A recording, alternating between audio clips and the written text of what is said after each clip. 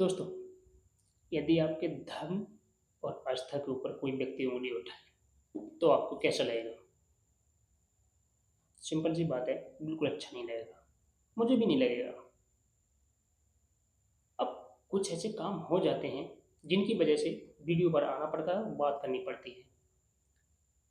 मैं आज आपसे कहने वाला हूँ कि क्या किसी कॉमेडी को ऐसा करना चाहिए, जिससे दूसरे व्यक्ति का नुकसान हो? आस्था नाम की कोई चीज़ होती है, ये आप सब लोग जानते हैं। और प्रत्येक व्यक्ति को कांवड़ लेने जाने से पहले ये पता होना चाहिए कि वो आखिर कर क्या रहा है। एम आई राइट? हम जब भी कांवड़ लेने जाते हैं, हमें पता होना चाहिए, अपने पूर्वजों से पता करना चाहिए, अपने गुरुजनों से पता करना चाहिए कि सही स्थिति क्या रहेगी। उसके बाद हम जाएं, तब बेहतर होता है। एक भाई साहब से एक टेम्पू वाले का टेम्पू टच हो गया, उनकी कांवड़ भंग हो गई। अब भाई साहब ने ना आओगे ना नत्ताओगे ना, पड़ी मिल गई ईंट, उसका टेम्पू तोड़ना शुरू कर दिया। आपने उस व्यक्ति की रोजी रोटी छीन ली है साहब। भगवान आपसे नहीं कहते हैं कि वहां से यदि आपने जल लाया है तो हमारे पास तक पहुंचाना ही है। किसी कारण बस यदि आपकी कावड़ भंग हो भी गई है, हम्म, किसी कारणवश यदि आपकी कावड़ भंग हो भी गई है, तो इसका मतलब ये नहीं है कि आप सामने वाले का इतना नुकसान कर दें कि उसकी रोजी रोटी पर आँच आए। आपको क्या लगता है, बाबा शिव इससे खुश हो जाएंगे?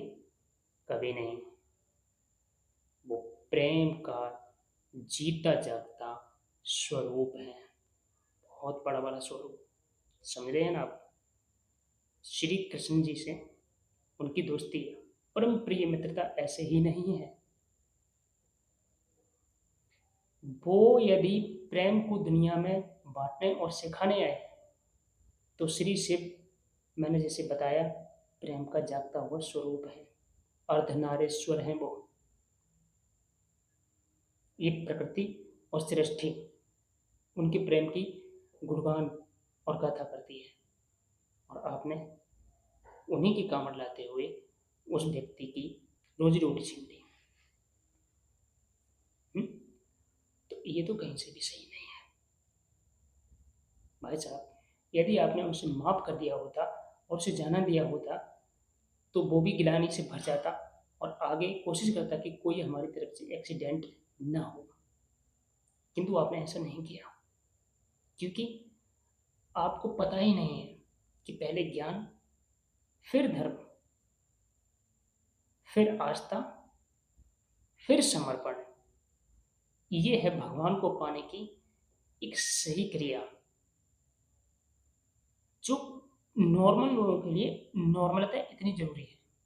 बाकी ईश्वर को पाने के लिए कितना क्या करना पड़ता है, उसे तो आप छोड़ ही दो। तो भैया, मैं आपसे हाथ जोड़ के निवेदन करता हूँ, आप लोग ऐसा कुछ भी मत ना करो जिससे मेरे लाखों कॉमेडी बदनाम हो।